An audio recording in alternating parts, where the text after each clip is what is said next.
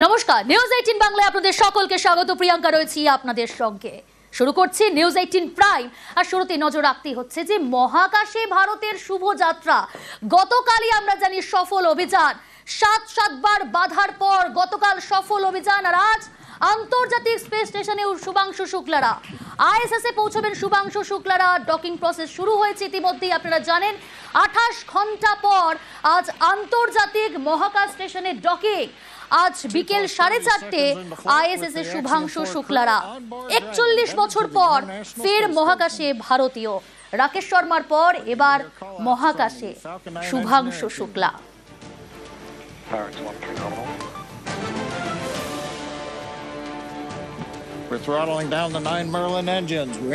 Docking process ইতিমধ্যে শুরু হয়েছে। আমরা পেয়ে গিয়েছি জ্যোতির্বিজ্ঞানী সঞ্জীব সেনকে। নিউজ 18 বাংলায় আপনাকে স্বাগত জানাই। প্রথমেই জানতে চাইবো, ইতিমধ্যে ডকিং প্রসেস শুরু হয়েছে, কিন্তু কোন কোন ধাপে হয় ফ্রম অ্যাপ্রোচ টু ফাইনাল শিল?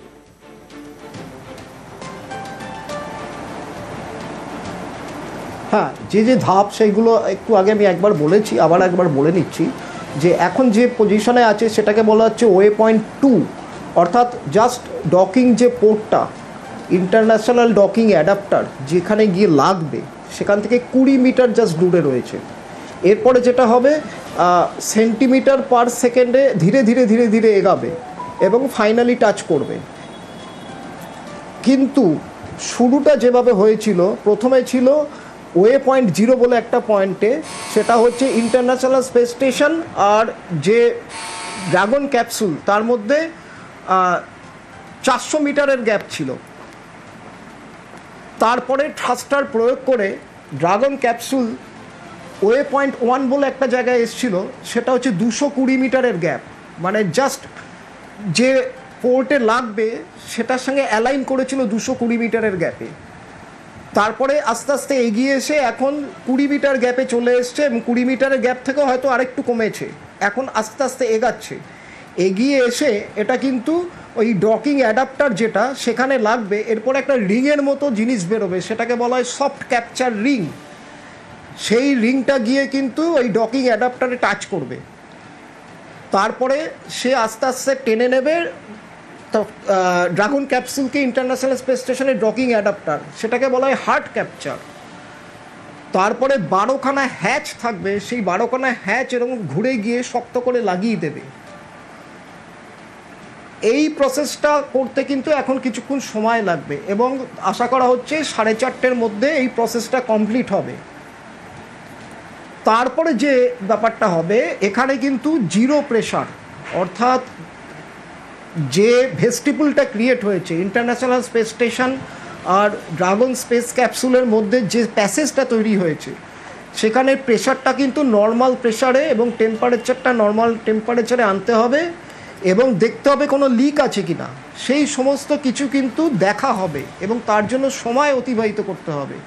সব কিছু চেক করার পর তবেই কিন্তু ড্রাগন ক্যাপসুলের দরজা খুলবে এবং ইন্টারন্যাশনাল স্পেস স্টেশনের দরজা খুলবে এবং মহাকাশচারীরা একে একে মহাকাশ স্টেশনে, ইন্টারন্যাশনাল স্পেস স্টেশনে প্রবেশ করবে। তো এখন যে স্টেজটা ছবিতে দেখা যাচ্ছে, বা মানে যেটা এখন যেটা দেখা যাচ্ছে, সেটাই কিন্তু এই সফট ক্যাপচারিং হওয়ার আগের মুহূর্ত। সফট ক্যাপচারিংটা হওয়ার আগের মুহূর্ত এই অবস্থায় রয়েছে।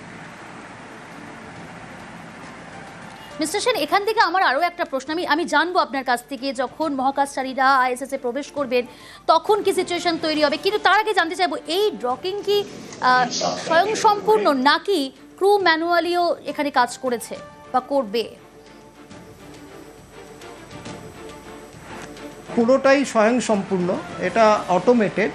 কিন্তু যদি প্রয়োজন বোধ হয়, যদি নাসা থেকে কমান্ড আসে বা পাইলট যদি মনে করে, শুভাংশু শুক্লা যদি মনে করেন যে অ্যালাইনমেন্ট ঠিকমতো হয়নি, থ্রাস্টারের একটু বেশি প্রয়োগ করতে হবে, একটু এদিকে সরাতে হবে, একটু ওদিকে সরাতে হবে, একটু স্পিড বাড়াতে হবে, একটু কমাতে হবে, সেটা কিন্তু সেই অভিশন কিন্তু করা আছে যে ম্যানুয়ালি সেটাকে কন্ট্রোল করার। কিন্তু ব্যাপারটাই পুরোটাই অঙ্ক কষে হয়ে থাকে এবং পুরোটাই অটোমেটেড। আমি জানি না এক্ষেত্রে ম্যানুয়াল কোনো ইন্টারভেনশন করতে হয়েছে কি না, কেননা সেটা তো এখানে বসে জানা যাবে না। কিন্তু যদি করতেও হয়, সেটা নাসা থেকে কমান্ড আসবে এবং সেই অনুযায়ী যে মহাকাশচারীরা রয়েছেন স্পেশালি মানে মেনশন করা উচিত শুভাংশু শুক্লা, যেহেতু মিশনের উনি পাইলট, উনি এইটা পারফর্ম করবেন। হ্যাঁ, আপনি যখন বলছেন সেক্ষেত্রে ডকিং এর সময় যান দুটির রিলেটিভ স্পিড ঠিক কতটুকু ছিল বা কতটুকু মানে ঠিক কতটা থাকে?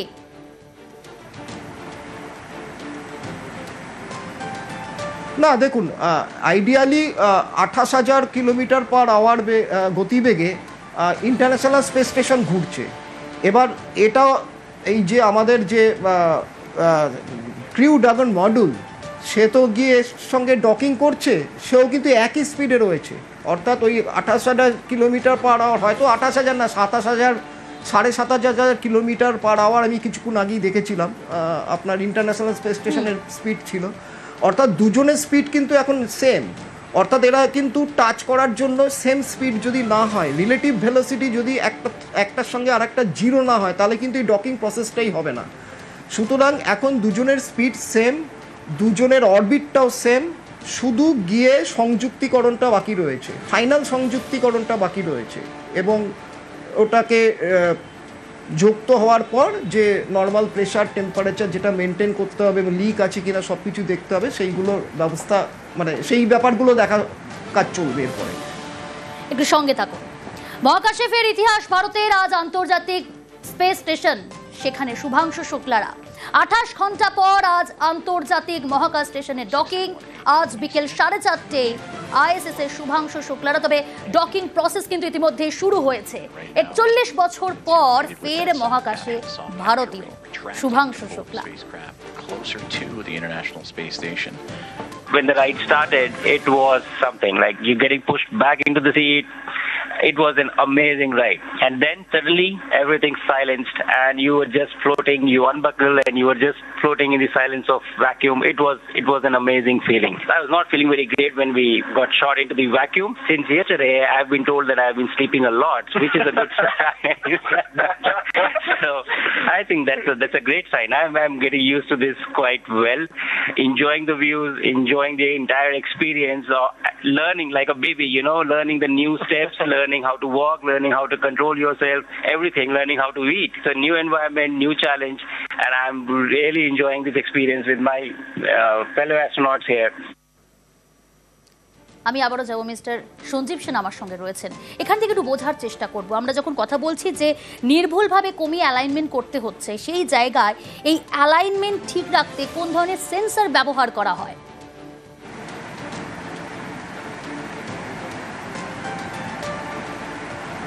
হ্যাঁ, এটা এক ধরনের সেন্সর রয়েছে, যেটা অ্যাকচুয়ালি যে ডকিং পোর্টটা রয়েছে সেটা ইন্টারন্যাশনাল ডকিং পোর্ট বা দুটো এরকম ইন্টারন্যাশনাল ডকিং পোর্ট রয়েছে মহাকাশ স্টেশনে। তার একটাতে জেনিথে মানে উপরের দিকের ডকিং পোর্টটা খালি আছে, সেখানে গিয়ে এইটা লাগছে, এই ড্রাগন স্পেস ক্যাপসুলটা। তো এই সেন্সারটা একটা সেন্সার যে সেন্স করবে যে অ্যালাইনমেন্টটা একদম ঠিকঠাক হয়েছে কিনা। এটা একটা ওই মানে রিমোট সেন্সিংয়ের মতো, যে সেন্স করে দেখবে এবং তার যদি মনে হয় যে অ্যালাইনমেন্টটা একদম ঠিক হয়নি, তাহলে তার যে সামনের দিকে 4টে থ্রাস্টার, ড্র্যাকো থ্রাস্টার বলে, থ্রাস্টার রয়েছে, এই থ্রাস্টারগুলো জ্বালানি মানে থ্রাস্টার অন হয়ে সেটাকে ঠিকঠাক অ্যালাইনমেন্ট করে এটাকে বসিয়ে দেবে, মানে বসিয়ে দিয়েছে অলমোস্ট। যা দেখা যাচ্ছে তাতে অলমোস্ট সফট ক্যাপচারিং সম্ভবত হয়ে গেছে, এরপর হার্ড ক্যাপচারিং হবে। হয়ে যাওয়ার পর এই ভেস্টিবুলের মধ্যে নর্মাল প্রেশার টেম্পারেচার ক্রিয়েট করে সব কিছু চেক করার পর মহাকাশচারীরা যে অ্যাক্সিয়াম 4 মানে স্পেস ড্রাগন ক্যাপসুলে রয়েছেন, তারা আন্তর্জাতিক স্পেস স্টেশনে প্রবেশ করবেন। মিস্টার সেন, এখান থেকে একটু বোঝার চেষ্টা করবো, আমরা চাই সফল এই অভিযান। সেক্ষেত্রে যদি ডকিং ব্যর্থ হয়, সেক্ষেত্রে কি ধরনের এই এমার্জেন্সি অ্যাবর্ট প্রসিডিওর থাকে?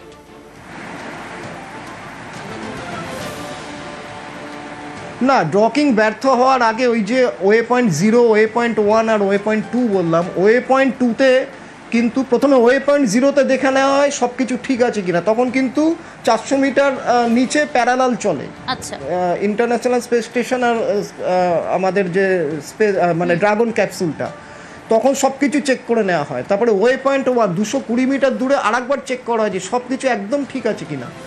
তারপরে যখন ওয়ে পয়েন্ট 20 মিটার দূরত্ব আসে সেখান থেকে কিন্তু আর ফেরা যায় না, মানে এটা একদম no return, point of no return হয়ে যায়। সেখান থেকে কিন্তু আর ফেরার কোনো গল্পই নেই, তখন কিন্তু ডকিং করতেই হবে। সুতরাং এখান থেকে এখন যে অবস্থায় আছে আর ফেরার কোনো অবস্থাই নেই। তার কারণ হচ্ছে যে সব কিছু ঠিকঠাক আছে, সেই জন্যই কিন্তু এই ডকিং প্রসেসটা হচ্ছে। সব কিছু যদি ঠিকঠাক না থাকতো তাহলে কিন্তু ফিরে আসার মানে উল্টো দিকে যেভাবে ড্রাগন ক্যাপসুল পৃথিবীতে আবার ফিরে আসবে 14 দিন বাদে, সেইভাবে ব্যাক করার ছিল। কিন্তু আজ পর্যন্ত ইতিহাসে এই ধরনের ঘটনা ঘটেনি যে ইন্টারন্যাশনাল স্পেস স্টেশনে ডকিং করে একদম 4 মিটার দূরত্বে ওয়ে পয়েন্ট 2 থেকে ব্যাক করে চলে এসছে। এটা কিন্তু এখনো পর্যন্ত জানা নেই, এরকম ঘটনা ঘটেনি। সব কিছু ঠিকঠাক আছে বলেই কিন্তু এই অবধি এসছে, নাহলে কিন্তু এটা সময় আপনি বলতে চাইছেন এখন আর কোনো ঝুঁকি নেই? ঝুঁকি হয়তো রয়েছে, কিন্তু সেক্ষেত্রে অত বড় সড়ো কোনো ঝুঁকি নেই না এখন আর। দেখুন, এই ধরনের মহাকাশ তো হোস্টাইল, এখানে ঝুঁকি সবসময় সব ক্ষেত্রেই থাকে। কোথায় কি ধরনের ক্রিটিক্যাল প্রবলেম হয়ে আছে সেটা এরকমভাবে বোঝা যায় না, কিন্তু অ্যাপারেন্টলি কোনো ঝুঁকি নেই এটাই ধরে নেওয়া হচ্ছে। এবং আজ পর্যন্ত যতগুলো মিশন সফল হয়েছে, সবই মিশন প্রায় সফল হয়েছে। এই ক্ষেত্রে দেখা গেছে যে এগুলো সাকসেসফুলি হয়েছে এবং ইন্টারন্যাশনাল স্পেস স্টেশনে মহাকাশচারীরা গেছেন এবং ফিরে এসছেন, তারা সফলভাবে এক্সপেরিমেন্ট করেছেন। হ্যাঁ, এরপরে যদি ড্রাগন স্পেস ক্যাপসুলে যদি কোনো অন্যরকম সমস্যা ধরা পড়ে, যেটা সুনিত উইলিয়ামসের ক্ষেত্রে হয়েছিল, যে হিলিয়াম লিক হচ্ছিল আপনার স্টারলাইনার, বোয়িংয়ের স্টারলাইনার স্পেস ক্যাপসুলে চেপে উনি গেছিলেন, সেক্ষেত্রে উনি আটকা পড়েছিলেন। সেসব তো হয়ে গেছে অলরেডি, কিন্তু এখন তো সব কিছু সব দিক থেকে চেক করা হয়েছে। যত ভুলভ্রান্তি হয় তার থেকে কিন্তু পরবর্তী ক্ষেত্রে মহাকাশ গবেষণা সংস্থাগুলো শিক্ষা নেয় যাতে ওই ধরনের ভুল আর না হয়, এবং সব দিক চেক করে এতদিন বারে বারে পিছিয়ে 6 বার থেকে 7 বার পিছিয়ে গেছে এই মিশনটা করে ফাইনাল অবস্থায় আসে, তবেই এই লিফট অফটা কিন্তু গতকাল হয়েছে। সুতরাং এই মুহূর্তে বলা যেতে পারে ঝুঁকি নেই, এবং আমরা ধরে নেব যেটা খুব সাকসেসফুলি হবে। এবং শুভাংশু শুক্লার কিছুক্ষণের মধ্যেই ইন্টারন্যাশনাল স্পেস এখান থেকে একটু বোঝার চেষ্টা করবো। কিছুক্ষণ আগেও আপনি বলছিলেন এবং সাধারণ মানুষের কৌতূহল এই প্রশ্নে যে এই ডকিং সফল হবার পর আইএসএসে মহাকাশচারীরা কি সঙ্গে সঙ্গেই প্রবেশ করতে পারেন নাকি বেশ কিছু সময় লাগে? না না, এখনো বেশ কিছু সময় লাগবে, কেননা ওই ভেস্টিবুল অংশ মানে সংযুক্তি হয়ে গেছে। সংযুক্তি হওয়ার পর ড্রাগন স্পেস ক্যাপসুল আর মহাকাশ স্টেশনের যে ডকিং পোর্ট, এই যে টানেলের মতো অংশটা, এটা কিন্তু 0 প্রেসারে রয়েছে। এই 0 প্রেসার থেকে কিন্তু নর্মাল প্রেসারে আনতে হবে এবং টেম্পারেচার নর্মাল টেম্পারেচারে আনতে হবে, অক্সিজেন সাপ্লাই ঠিক রাখতে হবে, যেন পৃথিবীতে আমরা যেরকম অবস্থায় আছি সেই অবস্থাটায় আনাটা প্রয়োজন। এবং কোনো লিক আছে কি না সেটা কিন্তু বারে বারে চেক করতে হবে, কারণ লিক থাকলে কিন্তু অনেক রকম বিপদ আছে। এই সব কিছু চেক করার পর ওরা যখন মহাকাশ স্টেশনে প্রবেশ করবেন, তার জন্য কিন্তু বেশ কিছু সময় দিতে হবে। সেই সময়টা কতটা লাগবে সেটা বোঝা যাবে যখন ওরা প্রবেশ করবেন, সেটাও জানা যাবে, একটু বাদই সব বোঝা যাবে। কিন্তু এটা কিন্তু এক্ষুনি হবে না, এটা কিছুটা সময় লাগবে। বেশ, অনেক ধন্যবাদ আপনাকে। কথা বলছিলাম জ্যোতির্বিজ্ঞানী সঞ্জীব সেনের সঙ্গে। আমরা দাঁড়িয়ে রয়েছি ঐতিহাসিক সন্ধিক্ষণে। মহাকাশ আর কল্পনার জায়গা নয়, সেটা আজ আমাদের বাস্তব, আমাদের স্পর্শের দূরত্বে। মহাকাশে ফের ইতিহাস ভারতের। আজ আন্তর্জাতিক মহাকাশ স্টেশনে শুভাংশু শুক্লারা। ইতিমধ্যে ডকিং প্রসেস শুরু হয়েছে। 28 ঘন্টা পর আজ আন্তর্জাতিক মহাকাশ স্টেশনে ডকিং। আজ বিকেল 4:30 আইএসএসে শুভাংশুরা। 41 বছর পর ফের মহাকাশে ভারতীয়। রাকেশ শর্মার পর এবার মহাকাশে শুভাংশু শুক্লা। প্রত্যেকের নজর রয়েছে আমাদের। नमस्कार, एक छोटा सा संदेश मेरे सारे देशवासियों के लिए। 1 महीने क्वारंटीन में रहने के बाद कल हम लोग लॉन्च पैड 39 से लॉन्च हुए। कुछ ही घंटों में आईएसएस में डॉक करेंगे और फिर हम इंटरनेशनल स्पेस स्टेशन पे जाके रहेंगे। एक छोटा सा स्टेप पर एक बहुत सॉलिड और स्टेडी स्टेप है उस डायरेक्शन में जिस तरफ हम जा रहे हैं। गगनयान जैसे मिशन को लेके टेक्निकल अकम्पलिशमेंट को नहीं दर्शाता है, बल्कि ये हमारे ये होप्स, ये हमारे एम्बिशंस, ये हमारी एस्पिरेशंस को दर्शाता है कि हम किस तरफ जाना चाहते हैं। मेरा जो मिशन अकम्पलिशमेंट है, जो टास्क है, वो तो मैं अचीव करूं ही, बट ज्यादा से ज्यादा इस एक्सपीरियंस को मैं किस तरह से अपनी फोटोज और वीडियोज में कैप्चर करूं ताकि मैं वापस आके आप लोगों के साथ इसे शेयर कर सकूं। चलिए अगले 14 दिन को एक्साइटिंग बनाते हैं और साथ में स्पेस में रहते हैं।